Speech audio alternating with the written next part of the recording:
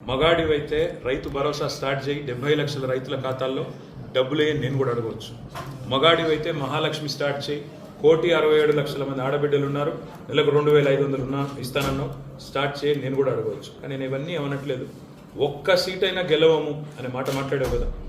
నీకు నిజంగానే దమ్ముంటే రేవంత్ రెడ్డి గారు, నేను సవాల్ చేస్తా ఉన్నా, నేను నా సిరిసిల్ల ఎమ్మెల్యే పదవికి రాజీనామా చేసి వస్తా. నువ్వు నీ ముఖ్యమంత్రి పదవికి, కొడంగల్ ఎమ్మెల్యే పదవికి రాజీనామా చేసిరా. నీ సిట్టింగ్ సీటు మల్కాజ్గిరిలో ఇద్దరం కొట్లాడదాం. ఆ ఒక్క సీట్లోనే తేల్చుకుందాం. ఈ రాష్ట్రం అంతా అతలాకుతలం చేయాల్సిన అవసరం లేదు. ఆ ఒక్క సీట్లోనే నేను వస్తాను మా పార్టీ తరఫున, నీ తరఫున నువ్వురా, నీ కాంగ్రెస్ పార్టీ తరఫున. అక్కడ తప్పకుండా తేల్చుకుందాం. ఎందుకంటే ఒక్క సీటు గెలవను అని మాట్లాడుతున్నాం. మరి నీ మల్కాజ్గిరి పార్లమెంట్ సీట్లో అసలు ఎన్ని ఎమ్మెల్యేలు గెలిచింది కాంగ్రెస్ పార్టీ? గుండు సున్నా. ఎంతమంది కార్పొరేటర్లు గెలిచారు నీ మల్కాజ్గిరి పార్లమెంట్ పరిధిలో? కాబట్టి గెలుపు ఓటములు అనే వాటిని పట్టుకొని దాన్ని ఎక్కువగా ఊహించుకొని, తన శక్తి సామర్థ్యాలు తాను ఎక్కువ ఊహించుకొని ఇవాళ మాట్లాడుతున్న రేవంత్ రెడ్డి గారికి నిజంగానే ధైర్యం ఉంటే, నిజంగానే దమ్ము ఉంటే, తెగువ ఉంటే నువ్వు రా, కొడంగల్ ఎమ్మెల్యే పదవికి రాజీనామా చేయి, ముఖ్యమంత్రి పదవికి రాజీనామా చేయి. మన మల్కాజ్గిరిలో నీ పార్టీ అభ్యర్థిగా నువ్వు రా, నేను కూడా నా ఎమ్మెల్యే పదవికి రాజీనామా చేసి నేను కూడా వస్తాను. అక్కడే తెలుసుకుంటాను.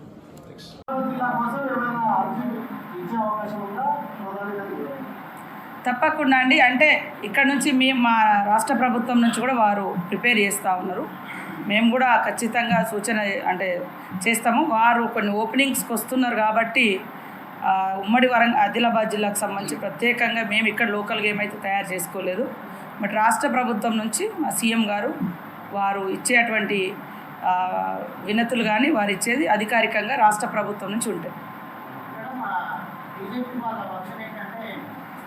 రాష్ట్ర ఆర్థిక పరిస్థితిని దృష్టిలో పెట్టుకొని రేవంత్ రెడ్డి గారు మొట్టమొదటిసారి చింతలమరానికి శ్రీకారం చుట్టూ ప్రైమ్ మినిస్టర్ తాను పాల్గొంటున్నారు. ముఖ్యంగా ఫండ్స్ తీసుకురావడం దాన్ని దృష్టిలో పెట్టుకొని ఈ ప్రోగ్రాం కండక్ట్ అవుతున్నాడు. ఒకవేళ అట్లా కాకపోతే ఆర్థిక అభివృద్ధి జరిగే అవకాశం లేదని నా బీజేపీ ఇక వాళ్ళు ఏమన్నానని, నేను ఇక్కడ కలెక్టర్లు ఉన్నారు, ఎస్పీలు ఉన్నారు, ఇక్కడ పాలిటిక్స్ మాట్లాడితే బాగుండదు. నేను అనేది ఏంటంటే రాష్ట్రానికి రావాల్సిన వాటా కోసం మర్యాదగా పోతే అది ఆర్థిక వ్యవస్థ అంటారు. ఎస్, ఆర్థికంగానైనా కూడా మరి రాష్ట్రానికి రావాల్సిన వాటాలు ఇవ్వాల్సిందే కదా. రాజకీయ కోణంలో చూడొద్దు కదా. అభివృద్ధి విషయంలో మనకు రావాల్సిన వాటా మరి బీజేపీ నాయకులు కూడా ముందుండి తీసుకురావాలి, ఇంకా సపోర్ట్ చేయాలి. రావద్దా మరి ఆర్థికంగా వ్యవస్థ, మన వ్యవస్థ బలోపేతం కావద్దా?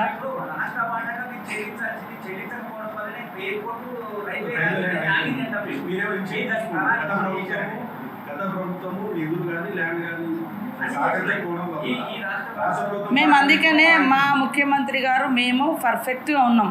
మనం చెల్లించాలి, మనకు వచ్చేటి మనం తెచ్చుకోవాలి. మన రాష్ట్ర డెవలప్మెంట్లో ఎక్కడ కూడా అన్యాయం జరగకూడదు. రేపటి దాంట్లో ఏం లేదు. కాకపోతే నియోజకవర్గానికి రాష్ట్రానికి సంబంధించినటువంటి ఖచ్చితంగా అడగాల్సిన పోయి అంతకుముందు కూడా అడిగి వచ్చిండ్రు. వారు వస్తున్నారు కాబట్టి మర్యాదపూర్వకంగా ఒక రాష్ట్ర ముఖ్యమంత్రి కలవడం అనేది అది ఆనవాయితీగా కలుస్తారు. అది ఖచ్చితంగా అది అంటే ఒకరినొకరు రెస్పెక్ట్ చేసుకోవడం, దాంట్లో ఎలాంటి రాజకీయం కోణం లేదు. మీకు మళ్ళీ చెప్తున్నా, మాకు వాళ్ళకు చాలా రాజకీయమైనటువంటి విభేదాలు, సిద్ధాంతపరమైనటువంటి, రాజకీయం కాదు సిద్ధాంతపరంగానే చాలా వ్యత్యాసాలు ఉంటాయి. కాబట్టి ఆయన పీఎంగా మేము వారిని గౌరవిస్తాము.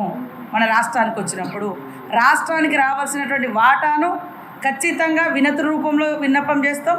రానప్పుడు ఖచ్చితంగా పోరాటంలో కూడా కేంద్రంలో మేము ప్రతిపక్షంలో ఉన్నప్పుడు ప్రతిపక్షంలో లాగా కూడా మేము పోరాటం చేసి సాధించుకుంటాము.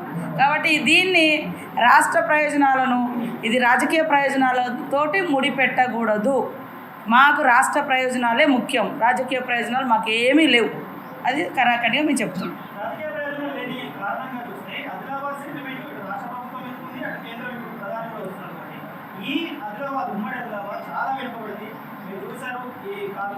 సూపర్ స్పెషాలిటీ హాస్పిటల్ వచ్చింది కానీ వైద్యులు లేరు. ఆ విధంగా రాష్ట్ర ప్రభుత్వం ఇవ్వాల్సిన కొన్ని పోస్టులు ఇవ్వకపోవడంతో సమస్య ఉంది. అలాంటివి రాష్ట్రం చేస్తూ కేంద్ర ప్రభుత్వం నుంచి వచ్చే నిధులను కూడా తీసుకొస్తే ఆదిలాబాద్ పూర్తి స్థాయిలో డెవలప్ అయ్యే అవకాశం ఉంది. ఆ వైపు రేపేమన్నా సీఎం ప్రధానమంత్రి తీసుకెళ్ళాలి. అదే తమ్ముడు, మేము ఇప్పుడే చెప్పినాం కదా, ఇప్పటి వరకు చాలా పెండింగ్ ఉన్నాయి. గత ప్రభుత్వంలో బిల్లులు మనం 500 కోట్లు కడితే అక్కడ నుంచి 1000 కోట్లు వచ్చేటివి ఉన్నాయి. అట్లాంటివన్నీ ఆపేసారు గత ప్రభుత్వం. ఎందుకు ఆపుకున్నారో మరి, కేంద్రం మీద బర్డన్ పడొద్దని ఆపిచ్చిరో ఏదో తెలియదు. కానీ రాష్ట్రానికి అన్యాయం జరిగింది. సో ఈ మధ్యకాలం నా డిపార్ట్మెంట్ నుంచి కూడా 90 కోట్లు ఇస్తే 150 కోట్లు అక్కడి నుంచి వచ్చేటివి ఉన్నాయి. అట్లాంటివి కూడా మేము చెల్లించి మళ్ళీ తీసుకొస్తున్నాం. అట్లా అంగన్వాడీల సాలరీస్ అవన్నీ కూడా డిలే అయినటువంటి పరిస్థితి.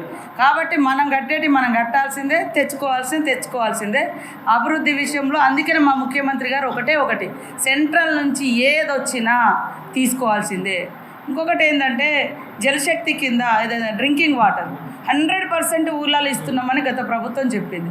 ఇదే ఇక్కడనే మొన్న సీఎం గారు 60 కోట్లతోటి ఆసిఫాబాద్కి సంబంధించి స్పెషల్గా ఒకటి ఓపెన్ చేసినాము. చాలా గ్రామాలలో ఉమ్మడి ఆదిలాబాద్ జిల్లాలోనే డ్రింకింగ్ వాటర్ లేక కిలోమీటర్ల కొద్దీ నీళ్ళకు ఇబ్బంది పడుతున్నారు. తెల్లారగట్ల 3 గంటలకు పోయి బావిల కాడ, చెరువుల కాడ, చిలకల కాడ కాపలాగా వస్తున్నారు. దీనికోసం కూడా మా సెక్రటరీని మేము మొన్న ఢిల్లీకి పంపించి మనకేం వస్తాయో తీసుకురండి అంటే వాళ్ళు అక్కడ ఏం అడుగుతున్నారు, మీరు గతంలో అన్నీ 100% ఇచ్చినామన్నారు కదా అంటే వాస్తవానికి కప్పిపుచ్చిర్రు 100% ఇచ్చినామని. కానీ మీరే రాసిర్రు, మీరే చూపించారు చాలా ఊళ్ళలో ఈ ఊళ్ళో నీళ్ళు లేవు, ఈ ఊళ్ళో నీళ్ళు లేవు.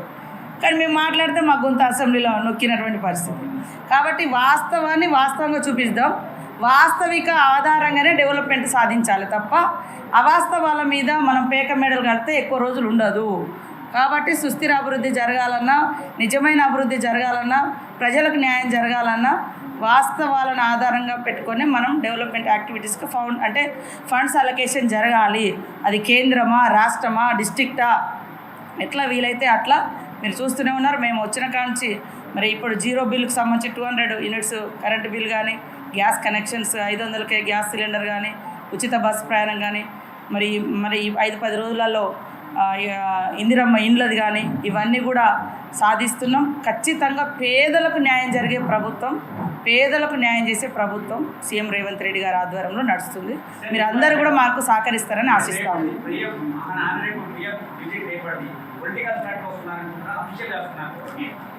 వారు ఏ స్టంట్లోనే రాని మా కాడ ఒక 6,000 కోట్ల రూపాయలు ఓపెనింగ్స్ ఉన్నాయి. అదైతే అధికారిక కార్యక్రమము, అంతవరకు మేము ఉంటాము. తర్వాత వారిని సెండప్ చేసేటప్పుడు యాజ్ ఇన్ఛార్జ్ మినిస్టర్గా నేను ఉంటా కదా, గౌరవంగా. పొలిటికల్ ప్రోగ్రామ్స్ అది అన్ని ఏదైనా ఉండని, కానీ అఫీషియల్ కార్యక్రమం అయినప్పుడు మాత్రం మేము ఉంటాం. అంతవరకు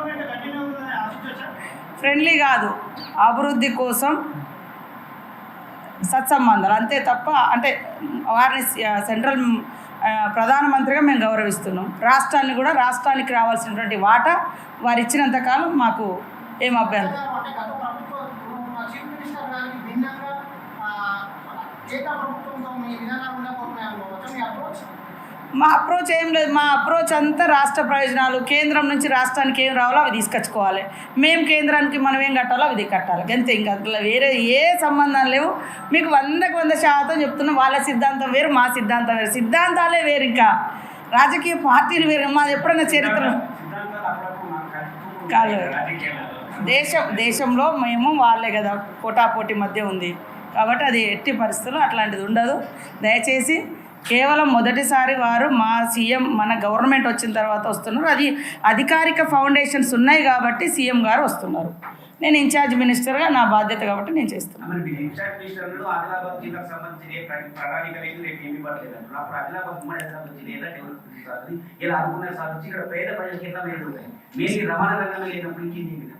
తీసుకొస్తామన్నా ఫస్ట్ వస్తున్నారు. తప్పకుండా మా ఆఫీస్ నుంచి వస్తాయి.